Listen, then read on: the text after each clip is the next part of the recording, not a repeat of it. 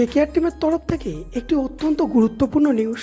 তোমরা প্রত্যেকেই জানো কেকেআর টিম 16 পয়েন্টে আছে এবং আর 2 পয়েন্ট হলে অফিসিয়ালভাবে তাদের প্লে অফের দৌড়ে তারা পৌঁছে যাবে। কিন্তু মোটামুটি এখনও 3টে ম্যাচ আছে। মুম্বাইয়ের সাথে আছে 11 তারিখ, 13 তারিখ আছে গুজরাটের সাথে এবং রাজস্থান রয়্যালসের সাথে আছে তাদের শেষ ম্যাচ 19 তারিখ। কিন্তু কেকেআর টিম শুধু তো প্লে অফে গেলে হবে না, মোটামুটি প্লে অফে তো যাচ্ছে এবং 1-2 নম্বরের মধ্যেই থাকবে, কিন্তু তাদেরকে ফাইনাল জেতার চেষ্টা করতে হবে এবং প্লে অফে জিতে ফাইনালে যেতে হবে। কিন্তু সেই দৌড়ে তারা সেই দুর্ধর্ষ প্লেয়ার পিল সল্টের হাতটা আর পাবে না। পিল সল্টকে ছাড়াই কেকেআর টিমকে প্লে অফ জিততে হবে এবং ফাইনালে গেলে ফাইনালও জিততে হবে। তো কিন্তু এখানে পিল সল্টের ব্যাকআপ হিসাবে তো গুরবাজকে খেলাবে, এটা তোমরা প্রত্যেকেই জানো। তবে কথা হচ্ছে কেকেআর টিমের স্ট্র্যাটেজিতে বেশ কিছু পরিবর্তন হতে চলেছে। কী পরিবর্তন হতে চলেছে এবং যার কারণেই কেকেআর টিমের চ্যাম্পিয়ন হওয়ার চান্সটা হয়তো অনেকটা বেশি হয়ে যাবে। কিন্তু যদি কেকেআর টিম ভুলেও ভুলটা করে, তাহলে হয়তো কেকেআর টিমের চ্যাম্পিয়ন হওয়ার রাস্তাটায় কিছুটা হলো বাধা সৃষ্টি হবে। তো কী ব্যাপারে কেকেআর টিম ভুল না করার কথা বলছি, অবশ্যই সেই বিষয় নিয়ে আজকের এই ভিডিওতে বিস্তারিত আলোচনা করব।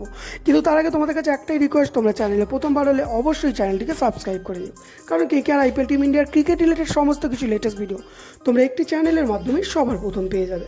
দেখো কেকেআর টিমের কাছে মুম্বাইয়ের সাথে ম্যাচ আছে। মুম্বাইয়ের সাথে ম্যাচে পিল সল্ট ওপেনিং হিসাবেই খেলবে এবং 13 তারিখ গুজরাটের সাথে ম্যাচ আছে আর 19 তারিখ রাজস্থানের সাথে ম্যাচ আছে।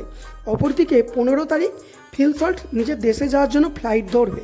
পিল সল্ট কেন, তার সাথে ইংল্যান্ডের প্রায় অধিকাংশ প্লেয়ারই চলে যাবে। এবার দেখো প্লে অফে যাচ্ছে মোটামুটি এখনও পর্যন্ত যে টিমগুলোর চান্স আছে, কেকেআর, রাজস্থান, সিএসকে এবং এলএসজি আর সানরাইজার্স হায়দ্রাবাদ, এই 5টা টিমের মধ্যে যাচ্ছে, যাদের মধ্যে কেকেআর এবং রাজস্থান কনফার্ম।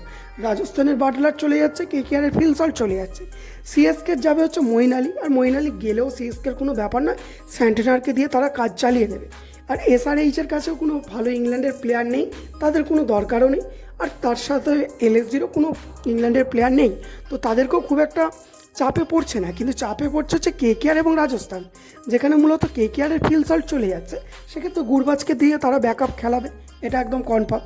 কিন্তু কথা হচ্ছে এখন কেকেআর টিমের কাছে 3টি ম্যাচ আছে, যার সাথে মুম্বাইয়ের সাথে 11 তারিখ যেখানে পিল সল্ট খেলছে।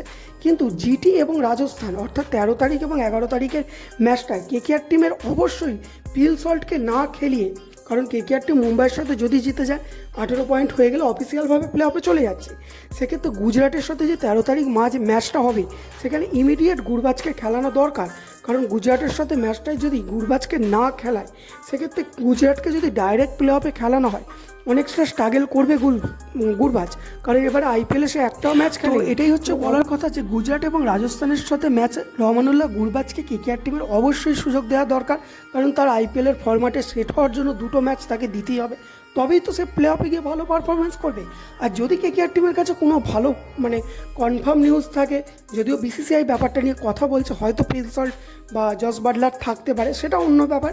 কিন্তু যদি তারা চলে যায়, সেক্ষেত্রে অবশ্যই গুজরাট এবং রাজস্থানের সাথে ম্যাচে রহমানুল্লাহ গুরবাজকে সুযোগ দেওয়া দরকার, কারণ না হলে সে direct play of খেলালে key performance করবে কি না করবে সেটা বলা খুব মুশকিল হয়ে যাচ্ছে।